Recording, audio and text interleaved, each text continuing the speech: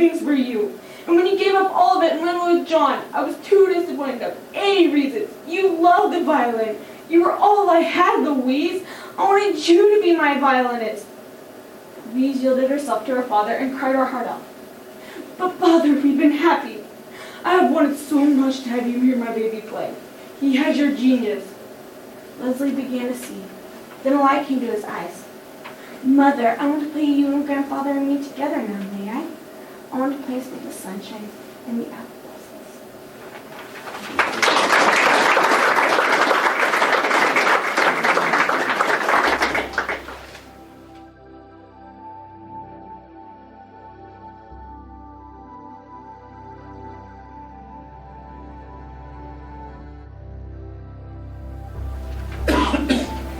4,000 years ago, when the problems and trials of the people became overwhelming, a healthy male goat was brought to the temple. During a formal ceremony, the high priest of the tribe placed his hands on the head of the goat and read a list of problems. This process transferred the agonies and anxieties onto the goat, which was set free, taking the troubles with it. This custom was called the escaped goat, and today the phrase has become scapegoat. Even though we no longer lead a goat to the temple, we still have plenty of scapegoats. We blame the dog on our homework not being done, an umpire for losing a game, a teacher for a poor grade, and society for everything else that goes wrong. It seems we become a society of excuse makers. Both children and adults make excuses. According to Dr. C.R. Snyder, a clinical psychologist at KU, in his article Making Excuses, both men and women make an equal number of excuses. Women just use a verbally more sophisticated strategy, and men use a macho bold-faced denial or a self-handicapping alibi for poor performance. Regardless of the technique, making excuses is wrong, and we need to stop this bad habit. In order to do this, we must understand the harmful effects of making excuses, what causes us to make excuses, and the solution to stop making excuses. To begin, making excuses can have two harmful effects. First, it can get in the way of being responsible. When we are trying to lead a responsible life, it can be really difficult when we are making excuses. Instead of taking the blame for something we did or didn't do, we blame it on someone else, saying, "He made me," or "He did it first," even though we were actually blamed for doing the wrong thing. When we blame the problem on someone else, yes, we get out of trouble, but then we also get someone else in trouble that hasn't done anything wrong. Research has shown that the most popular excuse-making technique is the extenuating circumstances one. The student didn't have his homework done because his printer ran out of ink. While there is some half-truth here, the student still needs to take the personal responsibility for getting the work done. Maybe the student will have to write the report by hand or email it to the school to print there. A second effect of making excuses is it could cause someone from achieving a goal.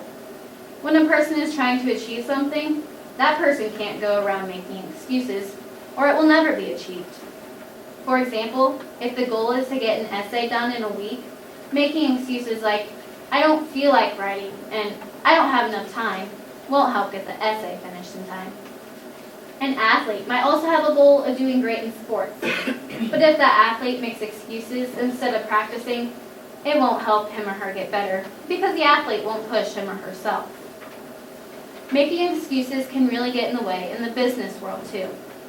Several years ago, Bell Atlantic was tired of every department responding with, "We can't do that, we don't have the time or money." So they came up with a structure where each department had to bill other departments for their services. Once the departments had to show a profit, they were much more responsive because they couldn't survive by making excuses. As you can see, not taking personal responsibility and not achieving our goals are both harmful effects of making excuses. So what causes us to make excuses? One cause could be to avoid responsibility. Instead of taking the blame, I might think, "I can get out of trouble if I say he did it instead of me." The right thing would be to tell the truth, that I made the mistake, instead of blaming it on someone else. We use excuses to avoid responsibilities to organizations and social activities as well. We may not want to go to a meeting or school, so we make up an excuse like, I'm sick. If we don't go to the meeting, we can miss out on some important information. And if we don't go to school, we could get a lot of homework that we could have finished in class. Another cause of making excuses is fear of what others think of us. We may not want to reveal too much about ourselves. Or if we did something really embarrassing, we wouldn't want anyone to know about it because they might make fun of us. Making excuses is a way to protect our egos. But if we don't tell the truth about ourselves, our friends will think we are someone that we're not. Some other reasons we make excuses might include to help us feel better about our behaviors, which we are trying to justify, to avoid unpleasant situations, to shirk duties, and to inflate our worthiness in the eyes of others. No matter what the cause of making excuses, it is time to change our behaviors and remove excuses from our dialogues with others. One solution could be, instead of setting high standards, we can lower these standards so we don't have to make as many excuses when we can't reach these high standards. Instead of making a New Year's resolution of not eating junk food, maybe we should change it to not eating a certain kind of junk food. Once we reach this smaller goal, we can then proceed to more difficult ones. Next, we can take responsibility for our actions, instead of blaming it on that person who didn't do anything wrong. We need to bear our own burden, not expect others to do it for us. This will help build our character, and people will see us for who we truly are. President Harry Truman had a sign on his desk that said, "The buck stops here." To Truman, this was more than a slogan. The idea of accepting responsibility and not passing the buck or blaming others when things went wrong was central to the work ethic and moral tone in Truman's time. Indeed, it is time for the truth, not for more excuses, no more scapegoats. Instead of making life more difficult, we can tell the teacher that the dog never ate my homework. I just didn't do it. I failed the test because I didn't study enough. And we lost the game because we didn't score enough points. As Don Wilder once said, excuses are the nails used to build a house of failure.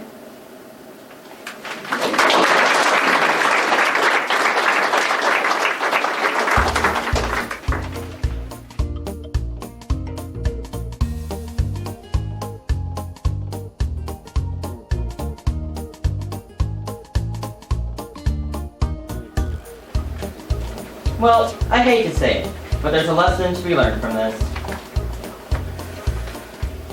This is so embarrassing. Don't try to create a girl in a chemistry lab.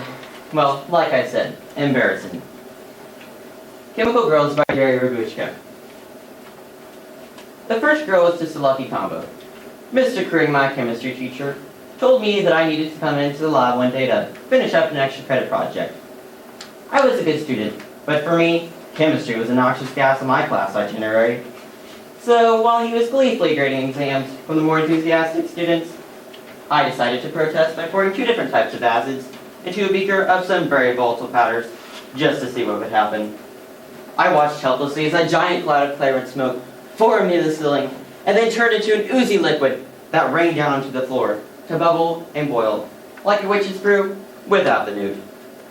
Mr. Queering came into the lab with a pained look on his face. "I don't think you're going to pass this class." I could barely understand him. We were both coughing under the cloud of smoke and trying to get out of the way of the galloping lump on the floor. "How much of it did you put in?" "All of it." I wanted to prove my initiative. It was then that I saw her. Veronica. Sparkling blue dress, red lips, blue eyes, blue prom shoes. Sitting on that stool so recently obscured by the cloud of smoke and puddle of ooze. She was beautiful. "Well, don't just stand there. Ask me out." I looked at my teacher. "Well, don't just stand there. Ask her out."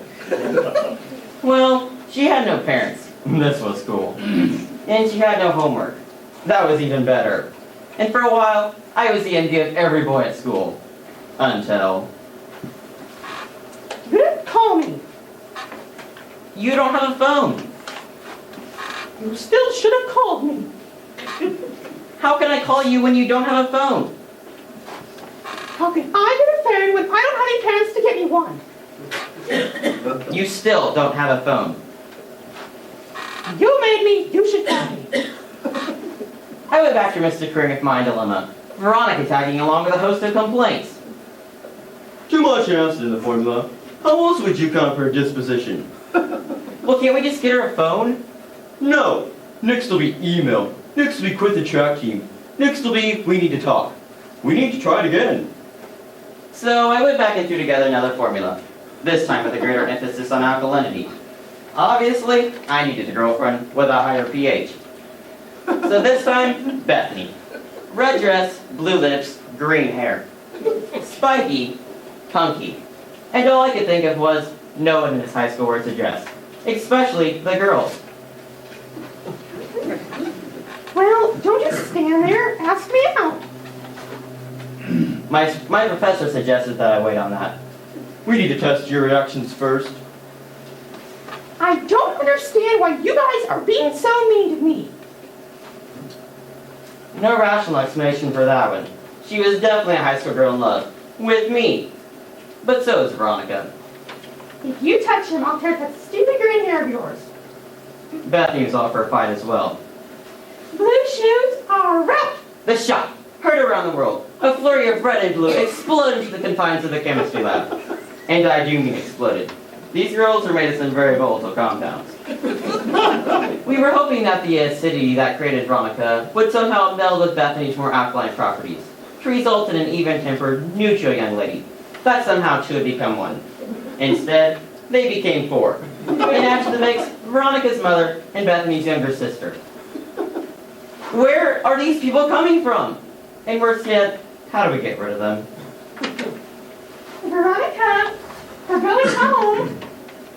We can't, Mother. We don't have a place to live. Well, you're not coming with me.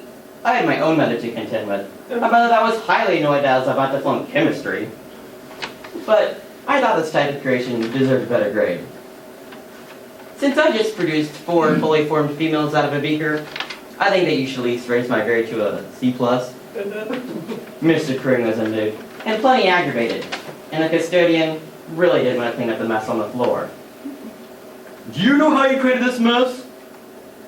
No, not really. That's right.